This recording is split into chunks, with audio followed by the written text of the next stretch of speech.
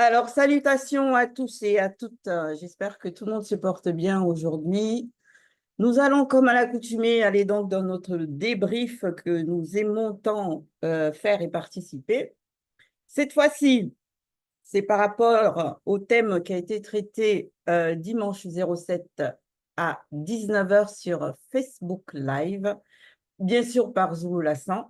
Et le thème qui est donné, le titre, pardon, qui est donné au thème du live, c'est le symbole caché du veau d'or. Et bien sûr, le questionnement, pardon, la question que beaucoup certainement se sont déjà posées, dont moi en particulier, hein, c'est qu'est-ce qui se cache derrière cette scène d'Exode 32, versets 1 à 4. La scène du veau d'or dans la Bible classique. Et bien sûr, il faut forcément qu'on s'attende à ce que ce que Lasson va nous révéler ne se prête en aucunement à ce que l'on connaît déjà, parce que pour la plupart, on a tous vu le péplum de Moïse, le fameux film qui nous passait chaque fin d'année depuis des années et des années et des années et des années. C'était chaque année la même chose.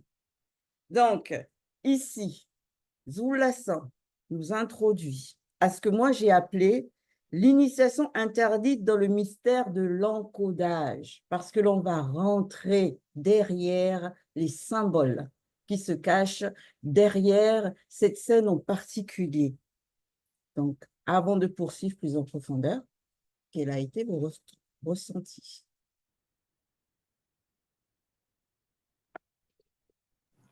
Merci. Vas-y, Abiké. Merci, Daniel. Oui, pour ma part, c'était vraiment le live a été très édifiant, fortifiant. C'est de l'émerveillement. Merci. Dans ta continuité, Abiké, effectivement, on voit encore à quel point Zouloula, sans par les enseignements, nous montre à quel comme on dit souvent, fait tomber les écailles des yeux selon l'anti-vérité qui existait dans laquelle on était. Donc, c'est très édifiant, émerveillant encore tout ce qu'on a reçu. Ça fait plaisir.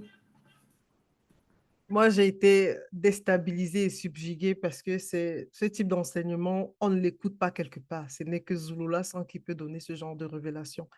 Et c'est vraiment agréable. C'est-à-dire que pendant ce live, je me suis tout simplement régalée.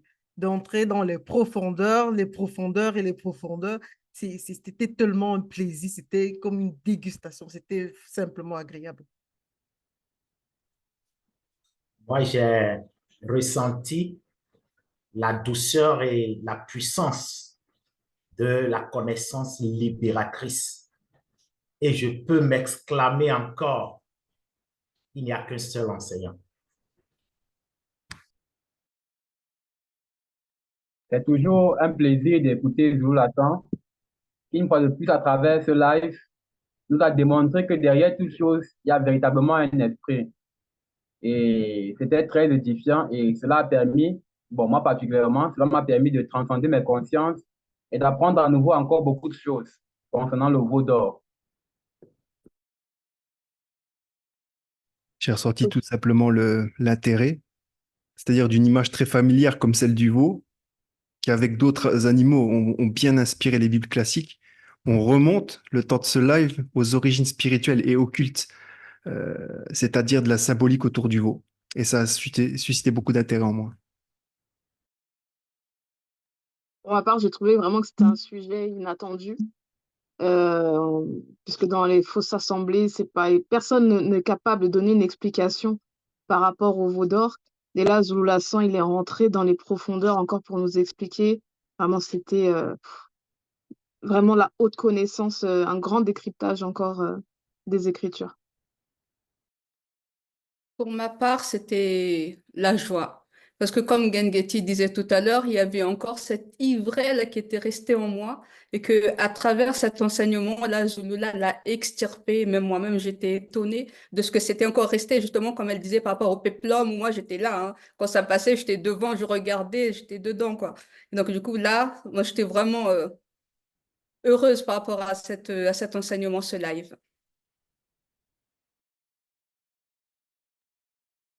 Alors moi, premièrement, j'étais un peu, j'ai même pas un peu, ça m'a agacé la fourberie du monde occulte à toujours pervertir tout et pour nous faire accepter des hérésies. Donc moi, c'était la première de mon ressenti, cette fourberie-là. Et deuxièmement, j'étais subjuguée par rapport comme on dit, à l'initiation du symbolisme. C'est quelque chose auquel on n'est pas habitué à comprendre des messages ou à recevoir des messages par, on va dire, par des images codées. Et ça m'a vraiment subjuguée de pouvoir comprendre comment le fonctionnement de ce mécanisme-là. Et comme on dit, ça rend plus intelligent, quoi, du coup. Donc, merci Soul-Lassan parce que c'était quelque chose de très, très, très, très enrichissant de comprendre ce mécanisme-là. De ce fait, on va poursuivre donc dans la première phase qu'il a intitulée « La nature du veau ». Qui souhaite prendre la parole en premier? Oui, je vais commencer. Comme Abiké le dit, généralement, il faut situer les choses dans son contexte. Justement, Zula nous amène ici, justement, dans l'époque où les Banamboa avaient pris l'arche de l'Alliance au peuple de Tongwanébila. Bon, ils avaient perdu contre les 100 mêlés, il faut qu'on précise bien, les 100 mêlés de Tongwanébila. Ils avaient ramené l'arche de l'Alliance. Et justement, ça a produit en eux, c'est-à-dire l'entité, ils ont été frappés par l'entité protectrice de l'arche de l'Alliance pendant 7 mois. C'est-à-dire, ils ont été frappés des fléaux tels que les hémorroïdes, des maladies et bien d'autres. Et maintenant, eux, ils voulaient justement retourner cela parce que, voilà, ils avaient peur pour les vies. Et c'est à ce moment que Zula, il commence justement l'enseignement en disant au premier verset, l'arche de l'Alliance demeura 7 mois. Et on sait que le chiffre 7, c'est un chiffre hyper important.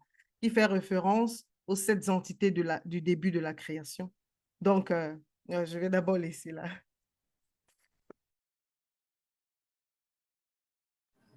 Dans la continuité de ce que tu dis, Loris, et lorsqu'ils avaient donc effectivement, ils ont pris l'initiative de faire retourner l'arche de l'Alliance à cause des tribulations qu'ils subissaient, ils décident d'aller consulter les marabouts et les enchanteurs. Là, on précise ici que les marabouts de cette époque n'ont rien à voir avec ceux qui se proclament auto-marabouts de cette époque.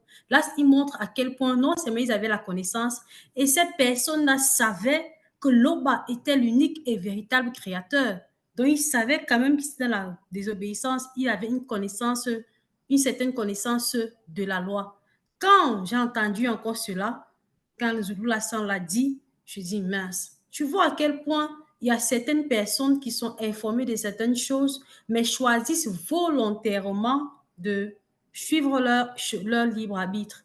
Et là, il a précisé encore durant cette phase en disant que il savait qu'il ne devrait pas toucher l'entité, l'âge de l'Alliance.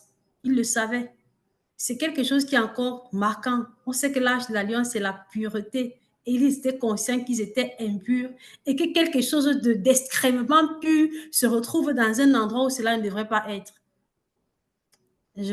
On va poursuivre par la suite. Moi, perso, je me suis d'abord interrogée sur la nature de l'arche. Parce qu'on dit bien que c'est l'arche de l'alliance. L'alliance de quoi? De qui? Avec qui? Et pour qui? C'est la première des choses que je me suis posée quand j'ai entendu l'arche de l'alliance. Parce qu'au dernier live qu'il a traité, on a vu qu'il y avait une alliance qui avait été traitée entre Moto et le verbe de Loba, donc le verbe de Tété. Je me suis dit forcément, vu que c'était à une époque, dans une dimension que après la chute, ben, ceux du visible n'ont pas accès à cette dimension-là, il a fallu forcément donc manifester une représentation visible de cette arche-là. Et c'est ce que l'on a vu, que l'on voit et ce dont on parle dans cette première phase-là, dans le verset de 1 Samuel 11, 1 à 6. Et donc, du coup, on comprend pourquoi derrière cette arche qui est visible, physique, il y a une entité spirituelle qui la protège et pas n'importe laquelle. Hein. Parce que cette entité, il suffit que tu touches et tu meurs de suite. Aussitôt, elle te frappe spirituellement et tu tombes raide mort, comme on dit. Donc ça, déjà, ça veut dire que comment se fait-il que ces non-initiés, là, ils ont pu d'abord même s'accaparer cette arche-là? Je me suis aussi interrogée par rapport à ça. Effectivement, Ngengeti, lors de cette phase, la sang nous a révélé encore d'autres guerriers dont beaucoup ne font même pas allusion. Ce sont des animaux, et en particulier ici, le veau et sa mère, la vache. Parce que, comme tu viens de le dire, Ngengeti, l'arche de l'Alliance, ce n'est pas permis à tout le monde de toucher cela. Mais ici, on a vu des puissantes guerrières qui étaient capables de conduire cet acte-là, cette hache de l'Alliance qui a été déposée sur le char. J'ai dit, waouh, ça, c'est très fort. C'est une mission grandiose. Merci. Pour ma part, ce qui m'a touchée dans cette phase-là, c'est quand on dit alors maintenant construisez un char neuf et prenez 2 vaches qui allaitent leur veau et n'ont jamais porté le joug. J'étais restée bloquée sur le mot joug là. Je me suis dit, bon, on est dans la réalité de la chute. Il y a eu quand même plusieurs chutes. Comment ça ne pas être sous le joug? Parce qu'en général, quand on a des animaux, des vaches, on les fait travailler la terre, tout ça. Mais comment ça se fait que là, ces 2 vaches-là, ils n'ont même pas subi cette domination, ces travaux forcés, comme Zulu la disait. Donc, du coup, moi, ça m'a ramené à Bebo Teddy. Avant la chute, je me suis dit oui. Donc, cela veut dire que les enfants de moto, ceux qui devaient, on va dire, l'aligner, tout ça, ils ne devaient pas être sous le joug. C'est-à-dire qu'ils devaient agir, travailler pour le verbe. Mais maintenant qu'il y a eu la chute, là, ben, les enfants, les descendants, tout ça, ils travaillent, ils sont soumis, on va dire, à une autre loi, à une autre semence, à un changement. Et donc, moi, cette partie-là, ça m'a fait réfléchir, ça m'a fait beaucoup réfléchir. Je me suis dit, bah oui, en fait, ceux connus, ceux qui sont mandatés, tout ça, ils ne sont pas soumis à cette domination-là que le monde occulte, on va dire, veut manifester. Voilà où moi, ça m'a mené cette partie-là. Je vous laisse continuer. Moi,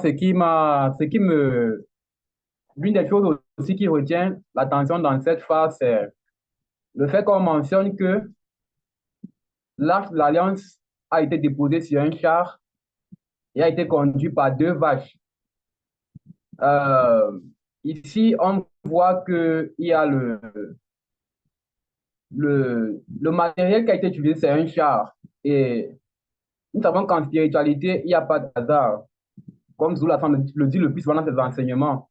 Dans le spirituel, il n'y a pas de hasard. Et le char, c'est quelque chose qui, dans le spirituel, a une grande signification, qui symbolise aussi quelque chose de grand parce que quand on regarde, par exemple, l'histoire de Ber, que les églises ont traduit sous le nom de Élie le Tishbite, comme l'a mentionné durant le Facebook Live, Ber a été enlevé, c'est-à-dire après sa transformation, il a été enlevé par un char. C'était spirituellement. Et nous savons aussi que Boussi a eu son appel sur une montagne qui porte le nom des chars de Dieu. Donc, durant cet enseignement aussi, on a compris que le char, c'est quelque chose qui est spirituellement symbolique. Et derrière toute chose, comme le dit toujours là, il y a un esprit.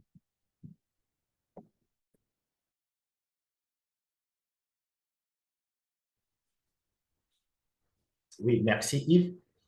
Et je me suis posé une question par rapport à l'intervention des marabouts. Par rapport à l'intervention des marabouts. Et Daniel a déjà donné une précision, donc ça n'a rien à voir avec et ceux-là qui s'autoproclament marabouts, sorciers, ainsi de suite. Non. Actuellement, ce n'est pas de ces marabouts-là dont on parle. Mais ces marabouts ont donné des détails, des précisions pour que l'arche puisse arriver à destination. On précise que ça soit un char qui soit construit spécialement pour ça. Et les vaches elles-mêmes, Zulu Lassan l'a dit et Carmela l'a rappelé tout à l'heure, en fait, c'est des vaches qui n'ont pas subi de domination, qui n'ont pas reçu de joug, donc qui étaient en mission spirituelle. Mais comment ça se fait? C'est une question que je me suis posée. Et là, je me suis dit, mais en fait, en fin des comptes, rien n'appartient au monde occulte. Rien n'appartient au monde occulte. Donc, tout appartient au verbe de Loba. Et ça m'a rappelé encore quand Zulu Lassan, c'est-à-dire dans les Bibles classiques, il y a des choses que même ceux qui sont venus traduire ces Bibles-là, ils écrivent même sans savoir ce qu'ils sont en train d'écrire. Tout simplement pour qu'ils soient confondus encore après. Et c'est ça, en fait, que ça m'a rappelé. Donc, pour dire que le verbe de Loba est au contrôle de tout. Merci.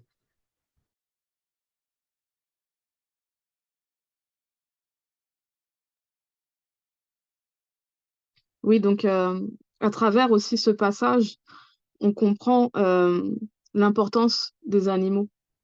Parce qu'en fait, si on regarde dans les Bibles classiques, les animaux sont bons qu'à être sacrifiés, mangés. Ils n'ont aucune, comme s'ils n'avaient pas de substance spirituelle, comme s'ils servaient, on va dire, presque à rien.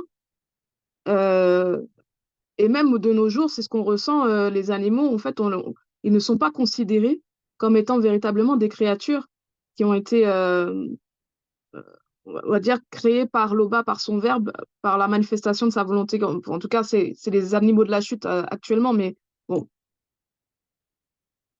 Quand on lit à la lumière de ce que Zulu Lassan nous apporte, on comprend que même les animaux peuvent être mandatés pour des missions spirituelles. C'est extrêmement fort. Parce que même Zulu Lassan le dit, que cette mission n'a pas été confiée à l'homme ordinaire. Cette mission a été confiée à 2 vaches qui avaient de l'expérience parce qu'elles avaient déjà procréé. Donc, tous ces éléments font qu'on se pose la question, véritablement, pourquoi il fallait déjà qu'elles aient procréé? Pourquoi il fallait qu'elles aient cette expérience-là? Et comment considérer véritablement l'animal en général? Alors, les 2 vaches dont il est question dans Dina Ewo 11, c'est-à-dire 1 Samuel, elles incarnent beaucoup de vertus spirituelles donc. Donc, on a cité l'expérience de l'enfantement, savoir conduire sa progéniture. Elles n'ont jamais porté le joug. Je voudrais en rajouter 2. La première, c'est le sens du matriarcat. Parce que en France, quand les éleveurs ils sortent les vaches de l'étable au printemps pour les emmener dans les pâturages d'altitude, il y a les 2 vaches dominantes qui vont s'affronter spontanément, tête contre tête, au cours de ce que les éleveurs nomment le combat des reines, jusqu'à ce que la plus puissante repousse l'autre et prenne autorité sur le troupeau et devienne ainsi la matriarche. La deuxième que je voulais rappeler, c'était le sens du discernement. Car quand on poursuit jusqu'au verset 10 de Dina Eo 11, il est dit en fait que le char il s'arrêta près d'une grosse pierre. Et c'est sur cette grosse pierre que les Kakéa, donc les Lévites, ceux qui sont habilités à manipuler l'arche, la poseront. Ça signifie que les vaches, elles n'ont pas heurté cette pierre. Cette pierre qui représente la pierre d'achoppement, la pierre qui fait trébucher, qui fait chuter spirituellement. Et c'est ce que Zululassan lui-même l'avait révélé lors d'un autre enseignement. Et j'ai jugé que c'était bon à rappeler ici.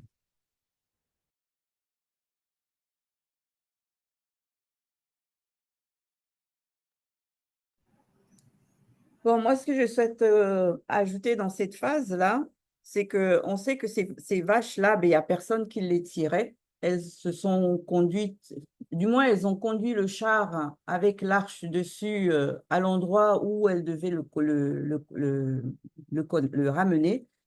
Donc, ça veut dire qu'on sait que ces vaches-là, elles étaient spirituellement connectées.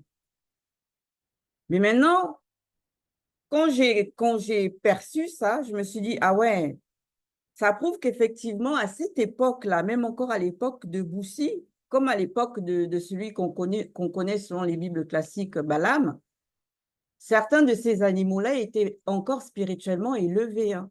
Ils n'avaient pas tous perdu leur capacité par rapport à toutes les différentes chutes qui se sont manifestées par la suite. Parce qu'on sait que l'âne de Balaam aussi a pu voir le Mundima Beko qui s'est dit quand il venait pour châtier Balaam. Et à chaque fois, 2 reprises, l'âne s'est écarté du chemin quand il voyait l'entité devant lui. Et là, c'est pareil, les vaches toutes seules, elles savent exactement où elles doivent aller. Alors qu'on s'imagine que le chemin, il devait avoir à un moment donné des croisements de chemin. Donc, elles pouvaient partir dans un sens comme dans un autre. Mais ça veut dire qu'elles étaient conduites spirituellement par une entité. Et cette entité-là leur montrait le chemin. Mais maintenant, par rapport aux conditions que ces marabouts-là, qui vraiment, ça prouve vraiment qu'ils étaient connectés, hein, qu'ils avaient vraiment beaucoup de connaissances aussi, hein, ces gens-là à cette époque-là. Le symbole, moi, que j'ai perçu à travers le fait qu'on confie ça à des vaches qui avaient déjà allaité, c'est tout simplement comme en fait, on le voit par rapport à Boussi exactement dans le même livre, que Boussi et Aaron sont les 2 qui avaient été choisis pour conduire le peuple, spirituellement parlant. C'était les 2 qui étaient connectés pour conduire le peuple. Donc, ceux qui savaient quel chemin il fallait emprunter et où amener exactement le peuple.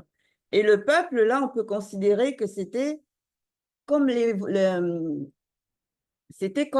ces veaux-là qui, à un moment donné, par la suite, ont été mis dans l'étable pour être protégés.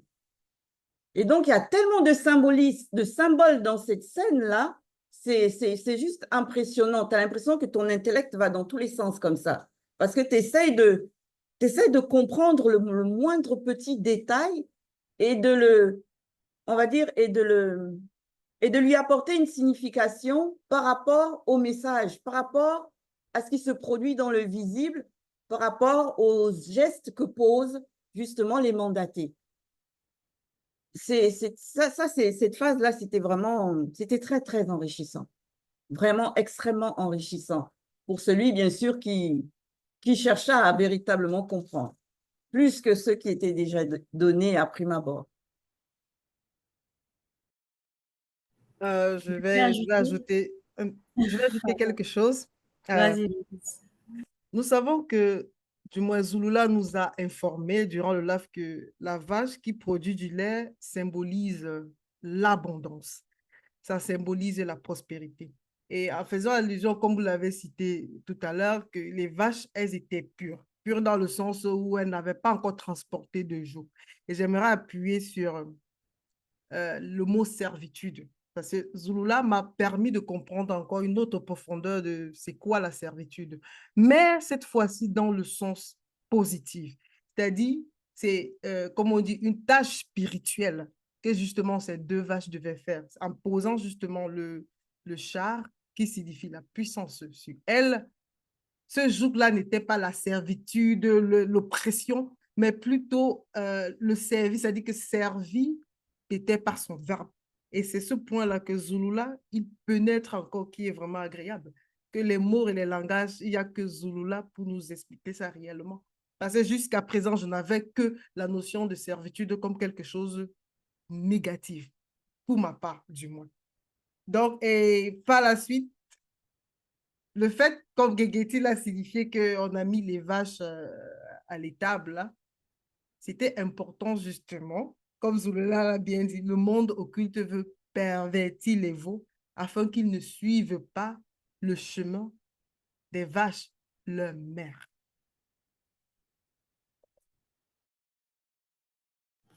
Merci Laurie, c'est vrai que j'allais aussi parler un peu de la connaissance que les non-initiés avaient et le respect quand même qu'ils avaient, une notion de respect des lois morales, parce qu'ils ont vu que les veaux, on voit la fragilité, on voit la protection partielle, parce que le fait que leurs mamans, qui sont les vaches, se sont déplacées, il y a quand même, il n'y a plus cette couverture totale-là. Et comme tu l'as si bien mentionné, c'est à ce moment-là où Satan, lui, il agit toujours au moment où on est dans la faiblesse. C'est à ce moment, il vient, il touche pour dire que bon, voilà, je me pointe à ce niveau-là. Il y a aussi quelque chose concernant les marabouts, là. Tellement ce qu'ils ont dit était réel et ça s'est passé exactement pour l'acheminement de l'âge de l'Alliance, que quelqu'un pourrait se poser la question que, mais vu qu'on sait que l'âge de l'Alliance est quelque chose qui est du grand ordre des choses, mais comment des gens qui ne sont non initiés, on sait aussi que Satan, il a pris naissance dans le grand ordre des choses, hein. Donc, il a une certaine connaissance et les anges dessus ils ont une certaine connaissance que les hommes n'ont pas dans la réalité du visible. Donc, on comprend aussi pourquoi ils ont pu avoir, de ma réflexion, je comprends pourquoi ils ont pu avoir cette connexion-là. Parce qu'ils ont été inspirés par des créatures déchues qui avaient quand même accès à une certaine connaissance à un moment donné. Là, je comprends pourquoi est-ce que ça arrive de cette façon et qui n'a rien à voir avec les soi-disant marabouts de maintenant qui disent qu'ils invoquent les ancêtres, qui n'ont jamais connu, que non, Dieu m'a confié la mission. Ouais, c'est ce qu'ils aiment dire ça. Et c'est ce qu'ils aiment employer comme expression en disant que non, si je suis venu là, Dieu m'a envoyé aider les gens. Dieu n'envoie pas les gens comme de cette façon-là. Nous-mêmes, on voit encore avec une tête clarté comment ça se fait un peu dans le spirituel. D'accord. Donc, du coup, on va poursuivre dans le cheminement du live. Et là, dans la phase 2, justement, Zulula-san va juste nous montrer de quelle manière Satan va détourner le symbole des veaux et le pervertir. Cela va du coup nous permettre de mieux comprendre pourquoi il a agi de cette manière-là et dans quel but. La phase 2, il a intitulé « Le veau choisi comme instrument par le monde occulte ». Qu'avez-vous retenu de cette phase?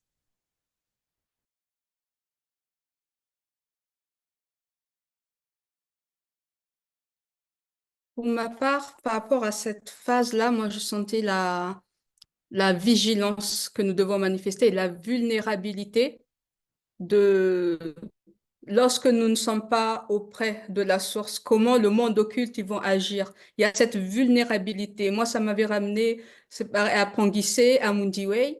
C'est au moment où, on va dire, les parents n'étaient pas là, c'est là que Satan Mundi Mabobé avait agi. Et moi, ça m'a rappelé aussi par rapport à nous qui sommes parents, comment nous devons être vigilants parce que nos enfants vont à l'école, tout ça et tout. Et là-bas, ils vont entendre pas mal de choses, ou même avec leur fréquentation à cause de leur libre arbitre, du fait que nous ne sommes pas présents, ils peuvent être des instruments. Et moi, ça m'a quand même touchée en tant que mère pour dire que non, il faut vraiment faire attention parce que le monde occulte, ils agissent réellement. Ils vont utiliser, comme on a vu dans d'autres lives, des personnes pour ouvrir des portes d'entrée. Et après, qui peut se propager des générations en des générations, quoi. Et donc, moi, cette phase-là, moi, ça a vraiment attiré mon attention par rapport à cette vulnérabilité-là. Je vous laisse continuer. Merci, Camilla. Lors de la première phase, Zulula-san nous a révélé que les veaux étaient restés sous la protection, sous l'abri, à l'étable. Mais Et on sait ce que représente, bien sûr, quand on va parler de la protection. C'est aussi la paix, la tranquillité et autres. Mais lors de cette deuxième phase, nous avons vu comment Satan veut le pervertir, ou il a même perverti cette tranquillité, cette paix qu'avaient ces veaux-là. Et désormais, au lieu d'être dans l'abondance, déjà par rapport à ce qui symbolise les qui allaitaient, mais ces veaux vont maintenant se retrouver dans le lieu du désert. Je vais lire ici dans Wondia 27, verset 8. Car la vie forte est solitaire. C'est une demeure délaissée et abandonnée comme le désert. Là, pâture le veau. Il se couche et broute les branches. Voilà encore la quête du monde occulte. Faites toutes choses pour pouvoir ôter la paix. Et pour poursuivre, on voit aussi là dedans le mécanisme de fonctionnement de Satan, le Mundi Mabobé et du monde occulte. Comme tout à l'heure, je crois que c'était Daniel qui a mentionné qu'il attaque quand quelqu'un est faible. Non seulement il attaque quand quelqu'un est faible, mais il manifeste aussi les circonstances pour mettre cette personne-là en état de faiblesse. Parce qu'il va faire en sorte que ces veaux-là puissent sortir du lieu où ils étaient protégés, comme tu as dit, Abiké.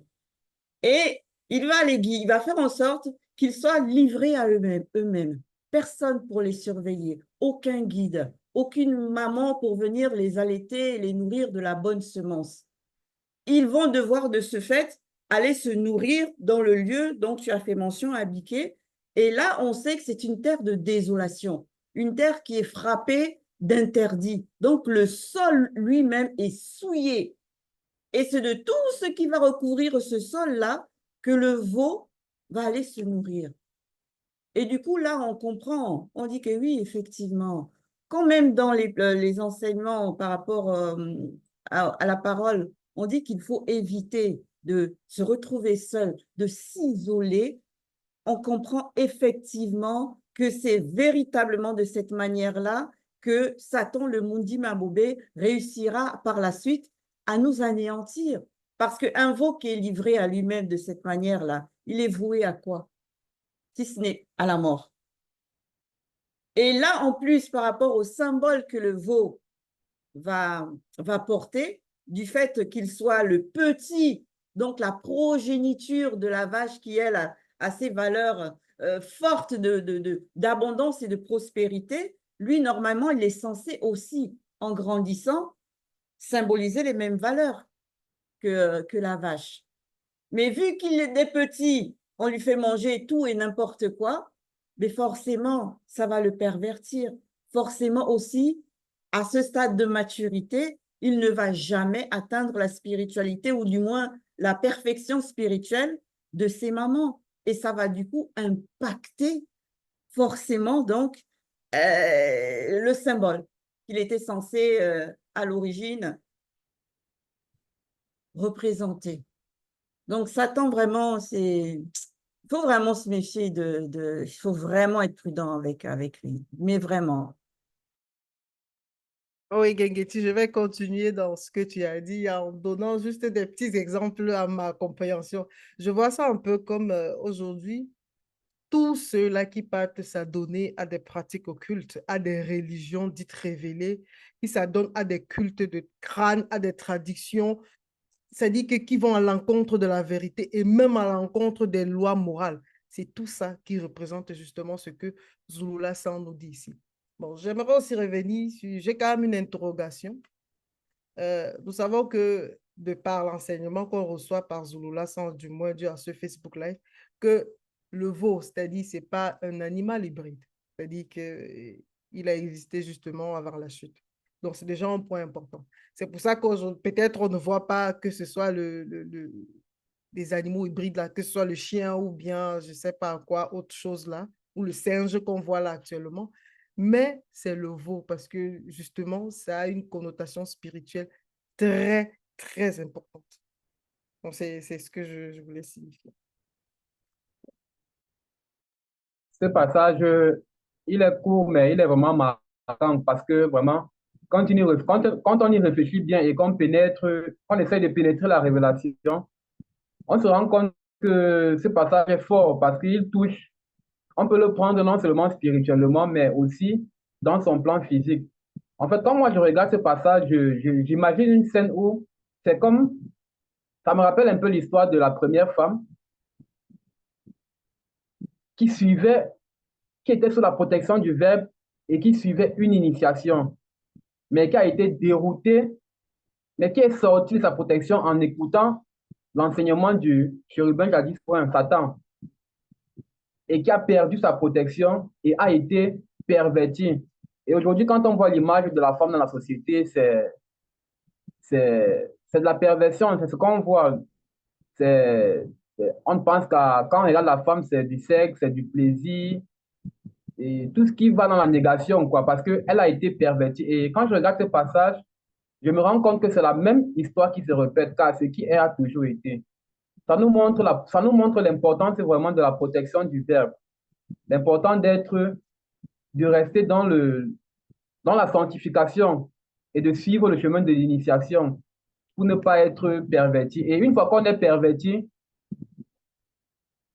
ce qu'on va donner à l'autre comme fruit, ce sera toujours un fruit perverti, un peu comme la femme qui a donné l'enseignement qu'elle a reçu à l'homme. Et c'est ce qu'on voit aussi. Ceux qui vont peut-être consommer cette vache spirituellement vont être pervertis et ils vont commencer à avoir des pensées comme pratiquer des holocaustes, faire des sacrifices de veaux, par la suite, parce qu'ils ont été pervertis en consommant cette vache-là, qui elle aussi a été pervertie à la base. Attention, c'est pas la vache qui a été pervertie, c'est le veau. Le veau, merci, le veau, autant pour moi. Juste pour compléter ce que tu as dit, Yves, comme tu as pris l'exemple de la société actuelle, déjà, il faut savoir ce qui est voué à l'interdit. Et c'est à travers les enseignements de Zulu Lassan qu'on apprend à discerner c'est quoi le bon et c'est quoi le mauvais de tout ce qui nous entoure au fur et à mesure dans notre vie quotidienne. Donc, c'est la mise en pratique des lois morales et tout est détaillé dans Kala Tambale. Et il y a plusieurs enseignements sur YouTube qu'il a fait concernant les lois morales. Et quand tu écoutes ça, tu vois la logique selon la vérité. Comme Loris l'a dit, où est la logique d'aller déterrer le crâne pour dire que il va j'invoque mes ancêtres pour avoir la protection, pour être guéri. Où est la logique? Pourtant, tes ancêtres là même n'ont pas pu se ressusciter. Peut-être les mêmes morts dans la maladie. Où est la logique? De dire que tu peux égorger un animal devant la tombe pour dire que ah non, je nourris mes ancêtres. Où est la logique dans ça? Il faut certains, nos frères noirs, peu importe les personnes qui aiment la vérité, posons-nous des bonnes questions. Et on aura les bonnes réponses. Zulu Lassan est là.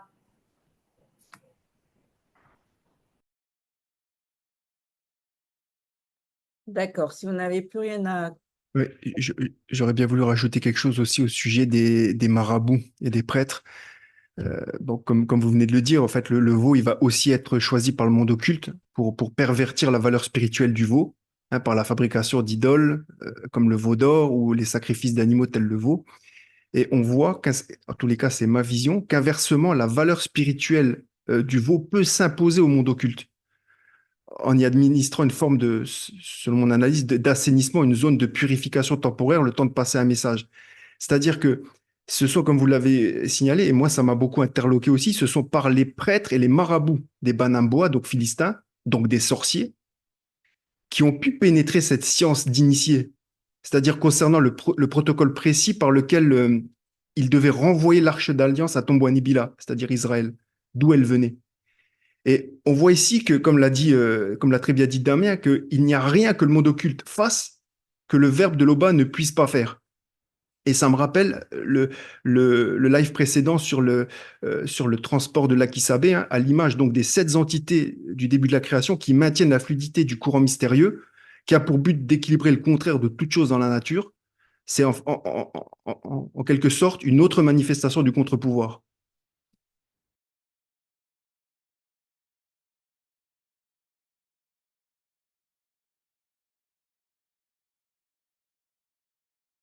Ok, merci Nicolas pour ton intervention.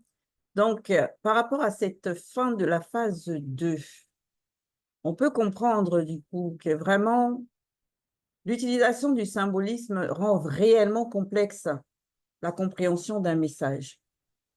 Il faut vraiment être bien connecté et connecté par le monde-dit pour réellement comprendre la profondeur et l'exactitude d'un message. Et donc, de ce fait, toujours dans le but de nous donner les armes pour pouvoir pénétrer ce symbole-là, en particulier par rapport au veau d'or, dans la phase 3, que Zoulassan a intitulé « Établissement du symbole du veau comme porte d'entrée », on comprend là maintenant le but de Satan, le Mundi Mabobé, et de ces Bamololoma Bungulane. Précisons que c'était que ceux du premier et du deuxième ordre, parce que les autres étaient déjà enfermés. Donc, dans la phase 3, qu'avez-vous retenu? Oui, merci Ndingiti. Oui, la phase 3, et Zoulassan s'est basé sur Béboussedi, c'est-à-dire Exode, dans les Bibles classiques. C'est le chapitre 11, versets 1 à 10. Et par rapport au patriarche Boussi, que ceux qui ont rédigé les Bibles classiques vont appeler Moïse, mais le vrai nom c'est Boussi, j'ai retenu quelque chose. Il est dit, en fait, qu'il est allé seul pour prier. Il est allé seul pour prier. Et c'est là où il est en train de prier qu'il a découvert quelque chose. Et quand il a découvert cela, en fait, il n'a pas besoin qu'une foule vienne d'abord avant de manifester la puissance que le verbe de Loba a mis en lui. Et ça m'a beaucoup impacté. C'est là qu'on connaît réellement les véritables mandatés qui savent agir dans le secret, qui n'ont pas besoin, n'est-ce pas, des foules comme aujourd'hui on voit, n'est-ce pas, les faux pasteurs, les faux prophètes, qui c'est lorsque la foule est là, c'est en ce moment-là, en fait, que eux, ils ont, n'est-ce pas, une forme de pouvoir. Et c'est là, en réalité, quand Zouloulassan dit, en fait, c'est le sensationnalisme, c'est réellement le sensationnalisme. Mais les véritables mandatés, c'est en fait dans le secret, ils n'ont pas besoin, n'est-ce pas, de la gloire des hommes pour agir en faveur encore du peuple. Donc, je vais m'arrêter là pour le moment. Dans la continuité de ce que Damien vient de dire, on remarque effectivement que le patriarche Boussi, appelé Moïse dans les religions dites révélées, est allé prier sur une haute colline et on précise que c'était durant la pleine lune. Et de là, il vient un immense lac. Déjà, pour ceux qui ne savent pas, la pleine lune dans l'Afrique ancestrale, comme l'a dit Zouloulassan, c'était une période où il y avait beaucoup de batailles mystiques, des combats spirituels. C'était des soirs animés de combats. Et c'est pourquoi ici, parce qu'en spiritualité, il n'y a pas de hasard et tout est fait avec précision. C'est pourquoi ici, il est précisé que c'était la pleine lune. Donc, rien qu'en lisant ça, on remarque déjà que spirituellement, il y a quelque chose qui va se passer. Et quand on voit dans la suite, on se rend effectivement compte qu'il y a eu un combat, il y a eu un combat spirituel. Donc, en fait, la lune marque une période de bataille mystique, de bataille spirituelle. C'est pourquoi c'est mentionné ici. On a très bien fait l'effort de préciser cela. C'était pendant la pleine lune. Et par la suite, on va voir ce qui s'est passé. Je laisse la parole aux autres. Merci Yves. Non seulement pendant la pleine lune, mais en plus, dans un lac. Là encore, on sait que le lac aussi, du moins, toute source d'eau, dans la spiritualité, n'est jamais anodine. C'est toujours là où se passe la plupart des manifestations spirituelles. On se rappelle de la lèpre de Naaman. On lui a dit d'aller se tremper 7 fois dans l'eau du Jourdain. On se rappelle aussi de notre Mutopedamundi Nguinya, Ézéchiel. C'est toujours près d'un fleuve qu'il a reçu ses visions. Et ainsi de suite. Djangwane, qui faisait la rémission des péchés, toujours dans l'eau. Et des exemples de manifestations spirituelles près d'un fleuve, il y en a tellement, tellement, tellement. Donc, du coup, ces deux éléments réunis, déjà la pleine lune et le fait que ce soit près d'un fleuve, on peut se dire facilement que près du fleuve, là où il y a un cours d'eau, là, forcément, c'est une porte qui mène à plusieurs autres dimensions. Parce qu'il y a toujours quelque chose qui se passe, généralement, aux abords d'un fleuve, dans la spiritualité. Merci. Je vais préciser, du moins, je vais ajouter à ce que vous avez dit plus haut, que ce soit Damien Guinguetti. Il est précisé aussi dans le verset 1 que c'est après que Boussi soit devenu Dieu. Et moi, ce point-là m'a réellement, ça a vraiment beaucoup. C'est-à-dire, on a la lune mystérieuse, Boussi est devenu Dieu, et on a la présence d'un lac. C'est-à-dire, les conditions sont tellement réunies afin que lorsqu'il va dans le lac, qui est un sanctuaire, on va dire ça comme ça, et qu'il chemine. Parce qu'au verset 6, là, il a dit, Boussi entra et chemina jusqu'au milieu du lac, sur la terre ferme. C'est-à-dire qu'il a fallu que toutes ces conditions soient réunies pour que cela puisse se faire, parce qu'on sait que on ne va pas aller marcher sur le lac, sur la terre ferme. Hein. Le lac, c'est de l'eau. Donc, il a fallu que toutes ces conditions soient réunies pour que cela soit fait. Et justement, la vue justement du veau d'or, ça fait aussi partie. C'est-à-dire qu'il fallait que toutes ces conditions soient réunies pour qu'il ait justement à voir cela. Donc, est-ce que c'était physique? Est-ce que c'était, franchement, il y a beaucoup d'interrogations. Merci, Loris. C'est Abiké qui voulait prendre la parole après Loris. Donc, tu peux y aller, Abiké. Ok, merci. Oui, comme Loris vient de le dire, en fait, je vois qu'au départ même, ou bien c'est Damien, au départ, quand Boussi voulait s'approcher pour voir, pour lui, je vois que c'est un phénomène, il voulait aller observer de quoi il s'agit, parce qu'il a vu une grande lumière qui dégageait de ce lac-là. Donc, il veut aller observer pour voir, alors il s'agit de quoi, qu'est-ce qui est là encore, parce que les patriarches, quand même, ce sont des initiés, ils aiment observer les phénomènes, les choses, ils comprennent, parce que derrière chaque chose, quand même, il y a des enseignements qu'ils pouvaient avoir par là. Mais, arrivé là-bas, ils voient quelque chose quand même qui est un peu, je vais dire, un peu bizarre, parce qu'ils voient le veau d'or. Et ici, on dit que Boussi, il s'est mis en colère. Et c'est un patriarche que, souvent même dans la Bible, quand la Kambala nous a bien précisé qu'il a une grande patience. Mais quand il va voir une manifestation qui n'est pas selon la vérité, tout de suite, il s'est mis en colère. Wow. J'ai dit, ça, c'est un véritable guerrier.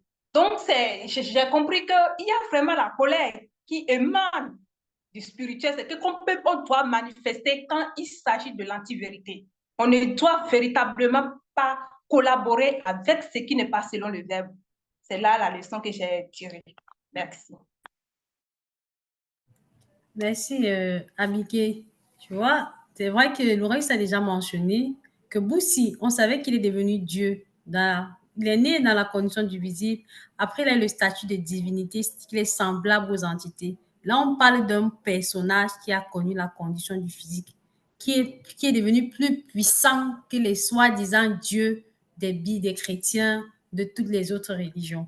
Et l'une des choses qui m'a, vu qu'il est devenu semblable aux entités, et on sait que derrière chaque chose, il y a un esprit, que ça peut être un esprit du grand ordre des choses ou bien un esprit occulte. Mais là, le fait que quand on dit il va s'approcher, il va étendre sa main. Et on sait que derrière, il y a Mundi Mamadiba et Vaidi, qui est aussi l'entité des eaux.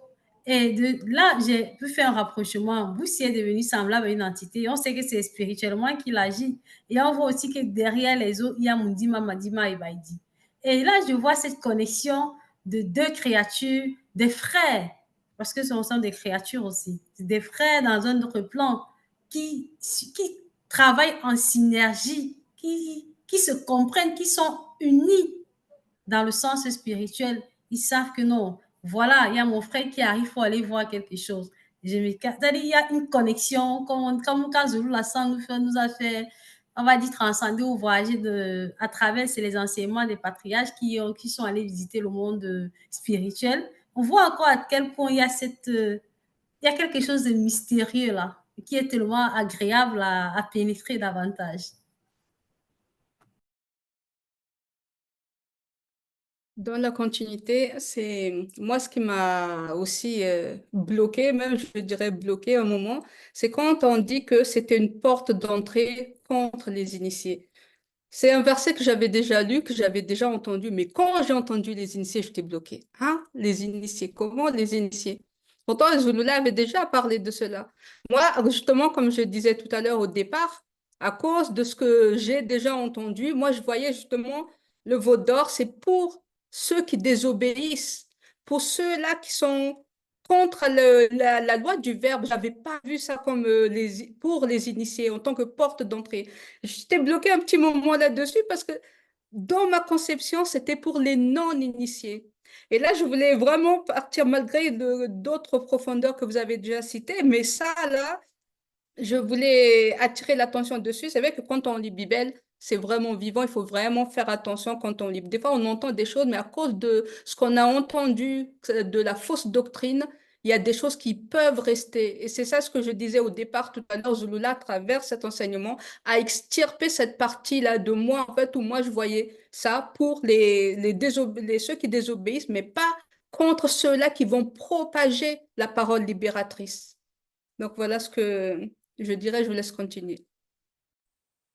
Ce qui est aussi intriguant dans cette phase, c'est le comportement de Boussi, qui est en fait un exemple de ce que normalement doit refléter toute personne qui est spirituelle. Je m'explique, c'est-à-dire le fait de s'approcher pour observer ce phénomène merveilleux. Donc au départ, il voit quelque chose de beau, quelque chose de magnifique, mais il dit quand même qu'il va voir ce que c'est, pour se rassurer. En gros, il va user de discernement, il va user d'intelligence et de sagesse. Il va pas juste dire c'est beau et puis détourner le regard, passer à autre chose. Non, il va rentrer en profondeur pour savoir mais c'est beau, mais c'est quoi? Et normalement, lorsque l'on est spirituel, c'est comme ça. Lorsqu'on observe quelque chose, on doit prendre le temps d'analyser la situation et de voir pour voir ce qu'il y a derrière. Et là, Boussi nous montre le comportement adéquat. Donc, en s'approchant, en allant en profondeur, en avançant, il se rend compte que finalement, c'est un veau d'or, donc c'est un, euh, une forme d'idole qui est au milieu du lac. Et c'est une grosse porte d'entrée. Et généralement, justement, ça, c'est un comportement qui fait défaut, de ne pas vouloir vérifier, de ne pas vouloir prendre le temps d'analyser, de se laisser avoir, en fait, par ce qu'on voit. Se dire que, ah, c'est beau. Ah, si, mais en fait, il a fait un miracle. Si, il a fait un miracle. Au lieu de venir voir, d'essayer de chercher, d'essayer de comprendre ce qui se cache derrière, non, certains se bornent, en fait, juste à ce qu'ils voient, à ce qui est joli, et ne cherchent pas à rentrer en profondeur. Et là, c'est encore un exemple de comportement spirituel.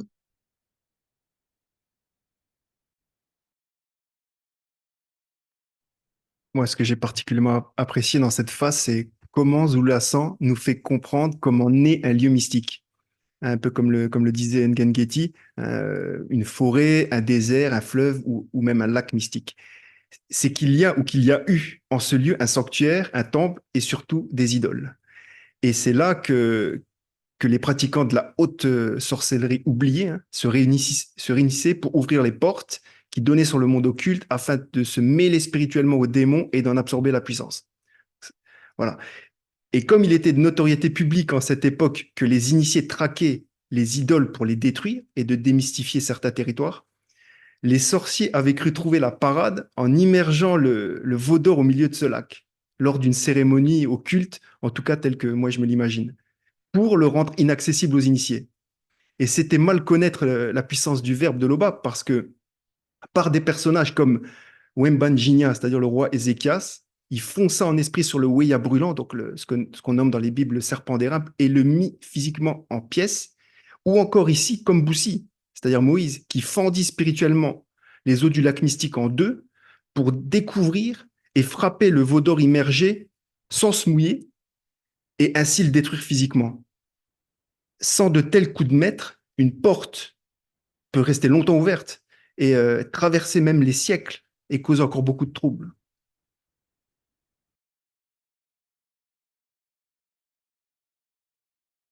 Moi, dans cette phase que j'ai aussi constatée, c'est la démence de Satan, quoi, et de tous ceux qui sont soumis à lui, de toujours croire que tous les stratagèmes ou manigances qu'ils vont pouvoir établir vont pouvoir nuire aux initiés. Ça, c'est quelque chose, je me dis, il n'a pas compris encore depuis le temps, depuis Moto et ensuite toutes les autres générations qu'il y a entre Moto et l'époque de Boussi, il n'a toujours pas compris. Il continue encore d'essayer. Et pour eux, ils sont convaincus que ça va fonctionner, hein. Ils cherchent toujours à nuire aux initiés, sachant que ce n'est pas possible, que c'est carrément impossible. Et maintenant, par rapport à ce que tu disais, Carmela, quand tu pensais que c'était par rapport aux non-initiés, oui, quelque part, c'est les non-initiés qui sont toujours visés par là.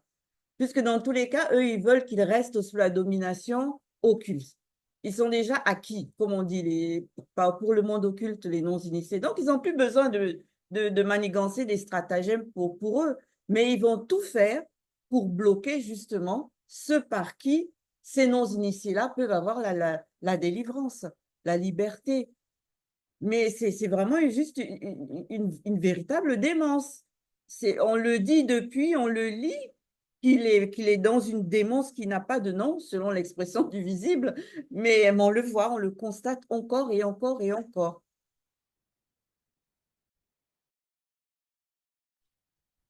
Si tu permets, Nguyen, on peut compléter. Oui, vas-y. Oui, en fait, j'ai remarqué quelque chose. Dans tout ce qui s'est passé, le patriarche Boussi n'a pas prononcé de parole. Et là, je me suis dit, mais c'est vrai, Zulu Lassan a déjà révélé en fait qu'il est devenu comme une entité. Et c'est d'un seul regard que en fait le veau d'or s'est brisé. D'un seul regard. Donc, qu'est-ce qu'il y avait dans le regard du patriarche? On nous a parlé du patriarche Ngouma. La parole est sortie comme une épée. Lui, il a prononcé des paroles, mais c'est sorti comme une épée. Mais quand le patriarche Boussi, lui, c'est d'un seul regard.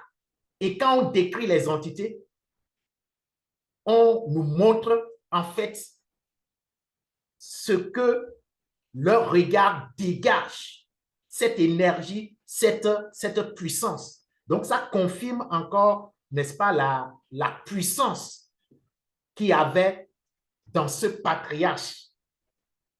Donc, c'est quelque chose qui m'a véritablement marqué, même pour, c'est-à-dire séparer le lac afin d'y rentrer. Il n'a pas prononcé encore de parole. Il a juste tendu, n'est-ce pas, la main. Donc, en fait, c'est que même son fils, son corps en fait, c'est vivant.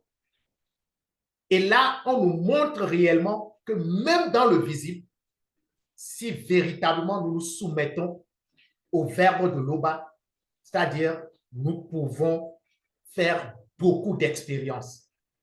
Beaucoup d'expériences. Donc, voilà ce que j'ai pu aussi garder par rapport au patriarche et Boussi.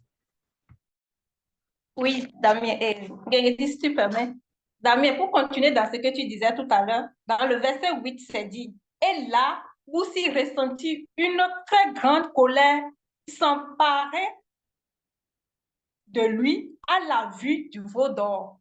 Pour ma part, j'ai compris que en réalité, ce qu'il a ressenti, la colère qu'il avait ressentie, c'était une âme puissante pour pouvoir déstabiliser cette statue de veau d'or. C'est ce que moi j'ai compris. Moi, il y a un point aussi par rapport aux yeux que quand tu en as parlé, ça m'est revenu. C'est qu'à un moment donné, Zoulasan, justement, précise que cette statuette de veau d'or-là luisait. Et bien, Kekedi aussi a mis l'accent sur le fait que du haut de la colline, il y avait cet éclat-là, cette lumière qu'il avait pu voir et qu'il s'est approché pour, on va dire, pour sonder ce que c'était. Mais quand il l'a regardé, quand il a vu la statuette, il n'en a pas du tout été ébloui. Pourtant, on peut se dire, hein, vu que du haut de la colline, et la colline, on dit qu'elle était très haute, il a pu voir la lumière qui s'émanait de là. Mais en s'approchant, il n'était pas du tout ébloui. Alors que normalement, quand tu regardes quelque chose, quand tu t'approches d'un point extrêmement lumineux, c'est comme si ça t'aveuglait. T'as du mal à maintenir. Ou qu'on t'a fixé ça, à un moment donné, tu vois une grosse tache noire. Tu n'arrives plus à bien distinguer les choses parce que justement, tu as regardé directement ce point d'une lumière intense. Mais Boussi, rien du tout. Il a regardé et l'éclat, l'énergie qui sortait lui de ses yeux a été plus puissante que l'éclat qui se dégageait du veau d'or. Et ça c'est aussi un point que, waouh, c'est juste waouh. C'est vraiment intéressant. C'est même plus qu'intéressant, c'est très enrichissant. Et donc, nous allons poursuivre sur la quatrième phase. La quatrième phase, vous l'a intitulé « Le démon derrière le veau d'or ». Donc, il va cette fois-ci maintenant retourner cette image qu'on nous a d'abord présentée et nous montrer maintenant de l'autre côté ce qui se passe véritablement. Qu'avez-vous retenu de cette quatrième phase? Merci. Vas-y. Merci, Ningeti. Donc là, de cette phase, quand Zoulasan commence par nous présenter en nous disant que les Blancs et les Sans-Mêlés qui ont construit ce veau d'or-là, ils étaient inspirés par un démon en forme de veau. Et là, je me suis un peu rappelé de certains enseignements qu'il a déjà fait sur YouTube. Quand il nous parle aussi parfois de la séduction dans les réseaux sociaux, que ce soit les contaminations occultes, et il nous montre avec précision que derrière chaque chose et derrière chaque forme ou bien type de manifestation d'anti-vérité, il y a un esprit bien spécifique qui y a derrière. C'est-à-dire un démon en forme de veau aussi ne va pas aller inspirer, n'est pas celui-là qui est derrière le démon de la séduction, n'est pas le démon de la séduction. Avec Zoulasan, on apprend encore que il y a même dans le monde occulte, chacun a son rôle précis et chacun agit de façon précise. Donc, ceux qui passent même souvent leur temps à dire qu'ils chassent les démons dans les assemblées, là où bien ils estiment les démons, on voit à quel point non seulement tu ne peux pas donner le nom du démon, tu ne peux pas donner la nature du démon, tu ne peux pas donner effectivement ce qu'elle est en train de faire dans cette personne. La seule chose qu'on a, le mot phare, c'est la possession. Mais là, on voit avec les enseignements de Zoulasan la précision dans chaque chose et dans le détail absolu. Oui, dans la continuité, comme l'a dit Daniel, comme le dit Zoulasan, avant de s'engager dans un combat spirituel, il faut connaître l'adversaire. Il faut connaître qui est l'adversaire, comment il fonctionne. Ainsi, tu pourras être apte à lutter contre lui. Et c'est ce que dans cette phase, Zoulasan a fait en exposant l'esprit impur du démon qui est derrière le veau d'or. Il nous fait comprendre que c'est un démon en forme de veau que les blancs et les sans mêlés invoquent pour s'aimer la terreur au milieu du peuple, des peuples. Donc, Zulu-Lassang expose ici l'esprit qui est derrière le veau d'or. Et il fait la remarque ici là que le veau était d'or. Pourquoi d'or? Bon, peut-être dans une prochaine vidéo, il nous le dira, dans un prochain enseignement. Mais comme je l'ai dit ici, ce qui est bien à noter, c'est que avant de combattre un esprit, il faut le connaître, il faut savoir qui il est. C'est très important. Je vais poursuivre dans ce que tu as soulevé, Yves. Quand tu as posé la question, pourquoi d'or? Pourquoi d'or? Ben ça, on a reçu la révélation par rapport à ça, hein, par rapport au royaume de Satan. La tête, c'est l'or. Donc, c'est pas étonnant du coup qu'ils aient choisi l'or pour constituer ce veau-là. Et un autre point aussi qui se complète à cela, c'est quand il s'agit de la synergie qu'il y a au sein de ces blancs et de ces sans mêlés là. Parce qu'on voit dans la phase 4 par le verset de Psaume 68, 31, il est dit à la fin, disperse spirituellement les blancs et les sans mêlés qui prennent plaisir à combattre dans le mysticisme interdit. Et on sait qu'ils avaient transformé ce lac-là en, on va dire, un lieu de rassemblement. Donc, c'était un lieu où ils avaient l'habitude de venir faire leurs invocations occultes et faire leurs pratiques occultes. Et quand, là, dans ce verset-là, on voit qu'il a été demandé à Mundima Beko Kisedi de venir les disperser, ça prouve bien quand à chaque fois Zulu-Lassang dit que le royaume de Satan n'est pas divisé, ça prouve bien à quel point c'est véridique.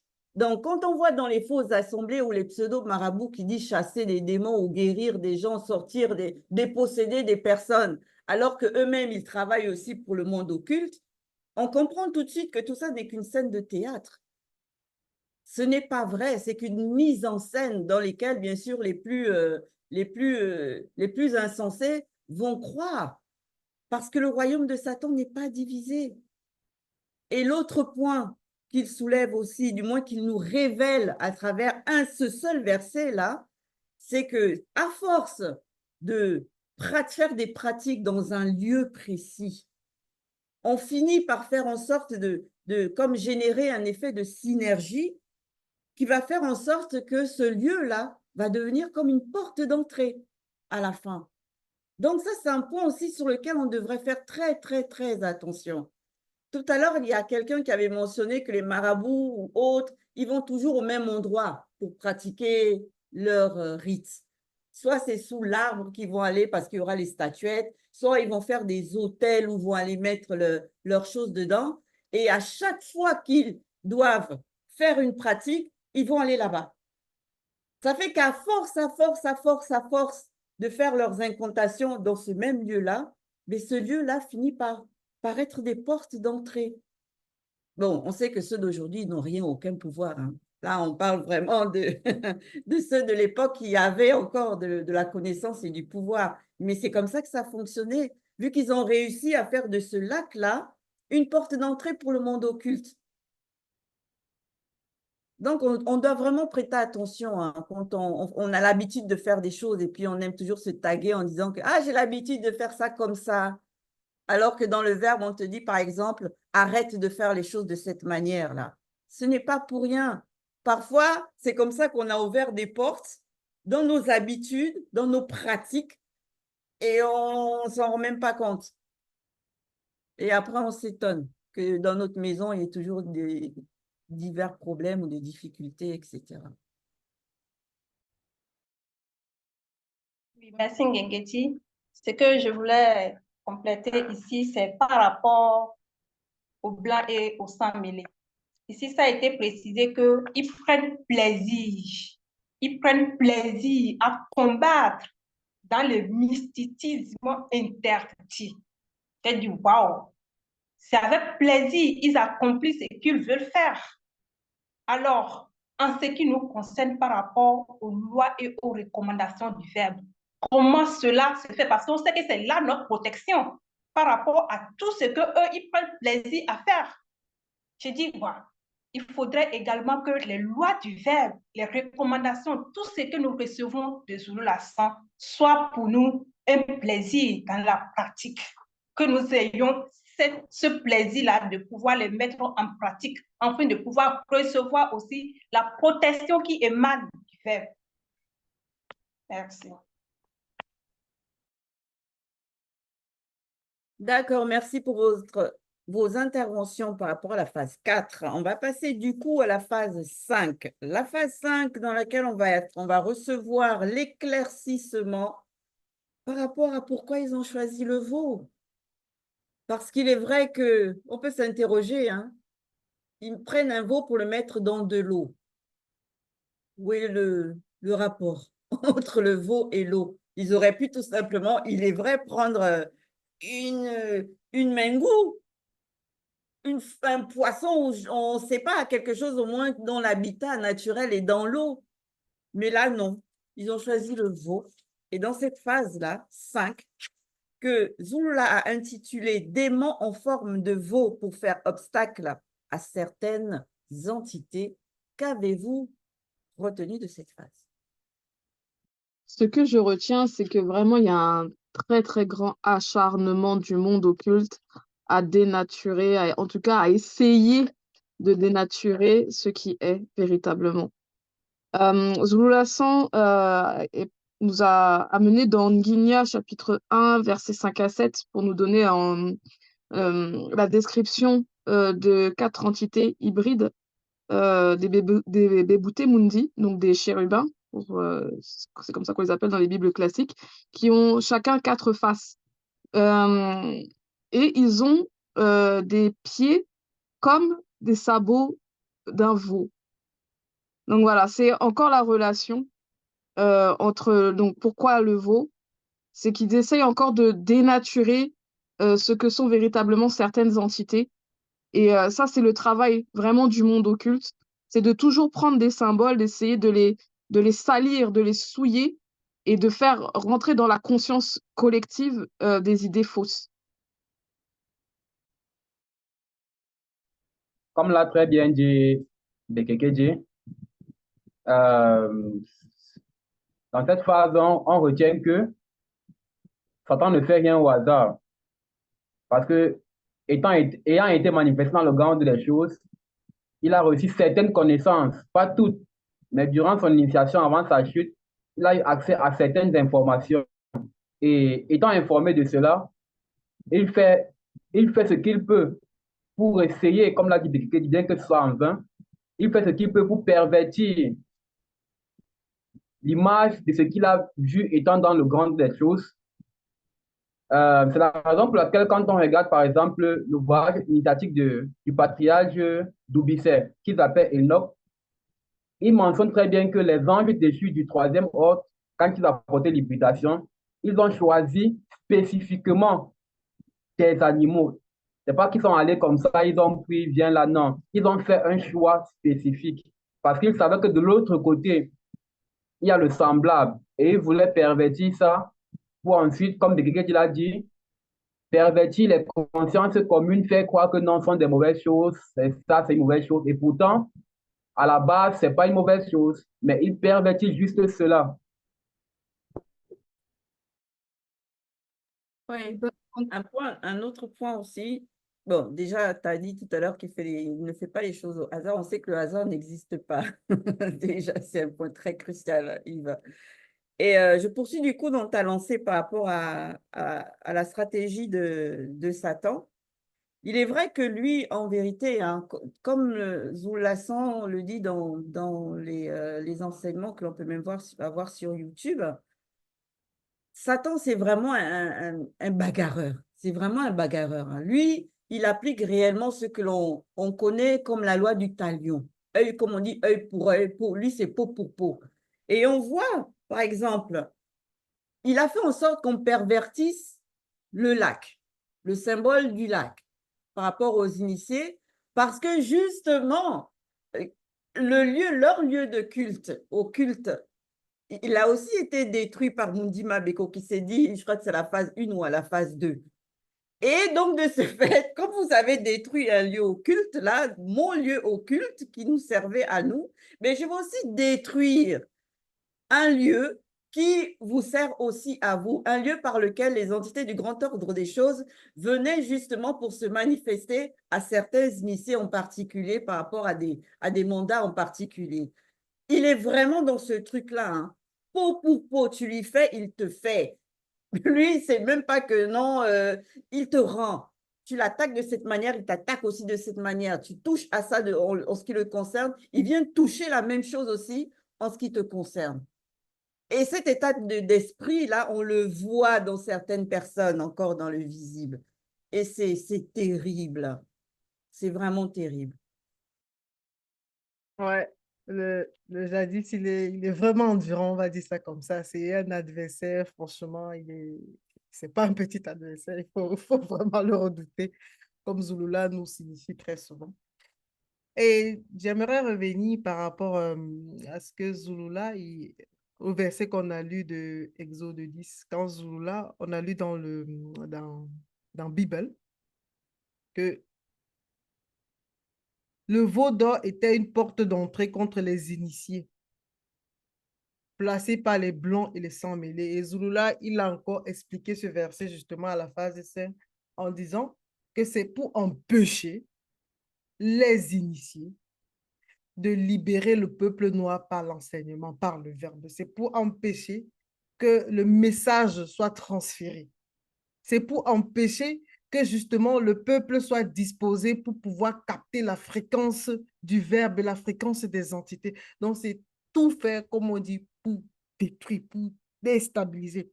Et c'est ça qui est vraiment, c'est vraiment, ils sont vraiment endurants. Ils ont l'énergie. Ça, il faut quand même le reconnaître. Et maintenant, ici, c'est encore une fois de plus le veau qui est utilisé et non la vache. Et là, quand on parle des initiés, que ce sont les initiés qui sont censés introniser les non-initiés, qui sont censés enseigner les non-initiés. On voit encore le rapport, c'est-à-dire la vache ici, ça représente les initiés. Et maintenant, le veau est comme le non-initié gracieux, est comme celui-là qui cherche la vérité, qui a besoin de la protection, qui a besoin d'avoir un guide, qui a besoin d'avoir le bouclier du verbe.